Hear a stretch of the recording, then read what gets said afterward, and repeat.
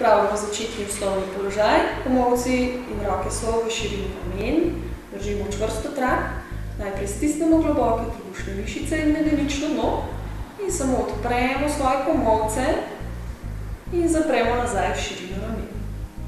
Medenično dno je vse skozi čez vajo stisnjeno, popek je nežno stisnjen v hrbtenici.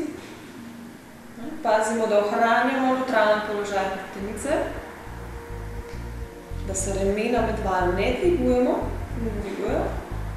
in da je naše dihanje sproščeno. Pri vaji je pomembno, ko grejo roke nazaj, da so prve pesti in nato sledijo komolci. Naj ne vodijo komolci.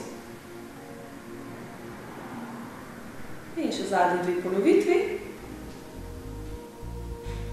Probamo res začutiti hrbtne mišice, kako delajo in stabilizirajo lopatice.